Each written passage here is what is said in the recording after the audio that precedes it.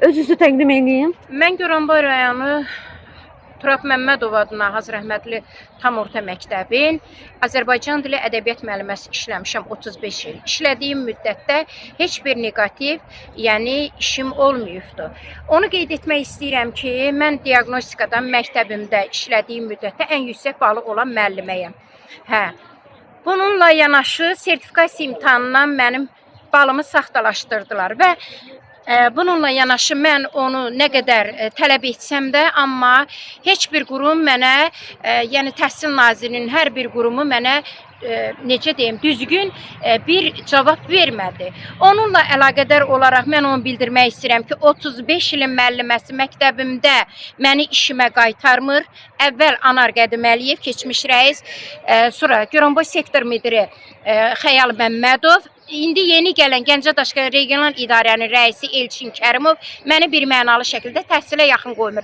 Həmçinin də məktəbin direktoru Təranə Cəbrailova iş fəaliyyəti, maxinasiyalarla dolu olan bir direktor mənim məktəbimdə vakansiya var və işimə qaytarmır, vakansiya ilə də təmin etmir. Məndən az balı olan müəllimləri vakansiya ilə təmin etdi. Mənə bir mənalı şəkildə Elçin Kərimov da, Təranə Cəbrailova da deyir ki, təhsilə yaxın gəlmə, təhsilə yararsızsınız. Mən onlardan soruşsam da nəyə görə yararsızam, rəsmi şəkildə cavab verin. Heç bir rəsmi cavab vermədilər və məni təhsilə yaxın qoymurlar. Mən cənab prezidentə səslənirəm. Cənab prezidentə səslənirəm ki, cənab prezident, mən 35 ilin müəlliməsi, mən hüquqi dövlətdə yaşayıram və sizdən kömək istəyirəm ki, bu saxtakar maxinasiyalarla məşğul olan məmurları bəlkə cəzalandırasınız. Mən sizdən kömək istəyirəm. Bir Azərbaycan ziyalısı kimi 35 ilin savadlı Azərbaycan dili ədəbiyyat müəlliməsi kimi mən cənab prezidentimdən kömək istəyirəm. Mən ona görə gəlmişəm bura. Mən ona görə gəlmişəm ki, mənə cənab prezident kömək etsin.